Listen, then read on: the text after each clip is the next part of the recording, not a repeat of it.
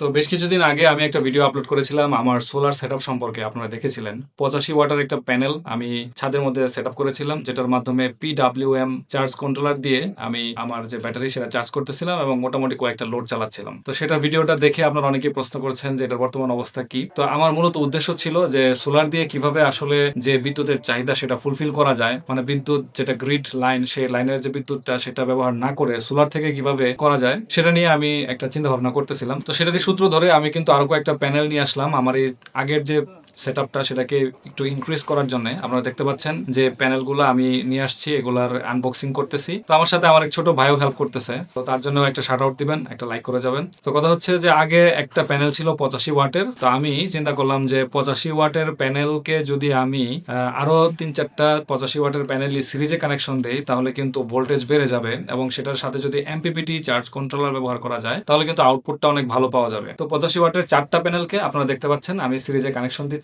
তো এভাবে সিরিজে কানেকশন দেওয়ার পরে আমরা নিচে চলে যাব। নিচে এমপিপিটি চার্জ কন্ট্রোলারে কিভাবে এটা কানেকশন দেওয়া হয়েছে এবং কিভাবে চলতেছে, কি কি লোড চলতেছে সেগুলো সম্পর্কে আপনাদের সাথে পরবর্তীতে আলোচনা করছি। তো এই কানেকশনগুলো দিয়ে নিচ্ছি এবং চলুন চলে যাই নিচে রুমে যেখানে আমার ওই সেটআপটা রয়েছে। তো এই যে দেখতে পাচ্ছেন এখানে আমার সকল সেটআপ একটু এলোমেলো অবস্থায় আছে এখন, কারণ এখনও আমি ঠিকভাবে গুছাই নাই, কারণ এখনও পরীক্ষামূলকভাবে এই জিনিসগুলো আমি বোঝার চেষ্টা করছি সেই জন্যে। তো দেখতে পাচ্ছেন এখানে আমি একটা এমপিপিটি সোলার চার্জ কন্ট্রোলার নিয়েছি, যেটা হচ্ছে সানকো কোম্পানির এক বড় ভাই বানায়। এগুলো নিজেরাই বাংলাদেশে প্রস্তুত করে, যেগুলো ভালো কোয়ালিটির। আমি অনেক রিসার্চ করে দেখছি যে এটা মোটামুটি অনেক ভালো কোয়ালিটি। তো এটা নিয়েছি। এটার কাজ হচ্ছে সোলার থেকে যেই মানে অ্যাম্পিয়ারটা এখানে আসবে সেটাকে এটা স্টোর করে ব্যাটারিকে চার্জ করবে। এবং যেহেতু এমপিপিটি প্রযুক্তি, তার মানে মোটামুটি ওইখানে আমি সোলার প্যানেলগুলোকে সিরিজে কানেকশন দিয়ে হাই ভোল্টেজ করে এখানে এনে তারপরে সেটাকে কনভার্ট করে আমরা 12 ভোল্টে রূপান্তরিত করে এই ব্যাটারিতে আর কি চার্জ দিতে পারে আর কি এই কন্ট্রোলারটা। তো কন্ট্রোলারটা মোটামুটি ভালোই কাজ করছে। এখন হচ্ছে রাত, তো আপনাদেরকে মানে এখানে যে কত অ্যাম্পিয়ারে যাচ্ছে বা কি হচ্ছে এখানে দেখানো যাচ্ছে না। পরবর্তীতে এটা আমি দেখানোর চেষ্টা করব। তো মূলত এই জিনিসটার মাধ্যমে আসে। আর আমি এখানে আপাতত মানে অটোর যে 2টা ব্যাটারি, পাউডার ব্যাটারি, এই ব্যাটারিগুলো ব্যবহার করছি। দেখতে পাচ্ছেন এই 2টা ব্যাটারি প্যারালালে কানেকশন দিয়ে আমি ব্যবহার করছি। এগুলা কানেকশন দেওয়ার জন্য এরকম মোটা ডিসি কেবল ব্যবহার করতে হয়।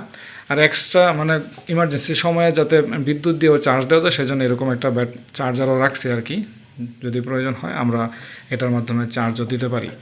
আরেকটা যেটা আমরা করছি সেটা হচ্ছে মানে এখান থেকে ডিসি কানেকশনগুলো নেওয়ার জন্য, ডিসি লোড চালানোর জন্য এরকম একটা পিডাব্লিউএম চার্জ কন্ট্রোলারও ব্যবহার করছে। এটাতে সোলারের কোনো কানেকশন নাই, জাস্ট ব্যাটারি থেকে এটার মাধ্যমে লোডগুলো নেই। দেখতে পাচ্ছেন লোডগুলো নেওয়ার জন্য এই যে বিভিন্ন তার চলে গেছে বিভিন্ন জায়গায় এই দিক দিয়ে, আর সোলারের তারটা ওই দিক দিয়ে আসছে।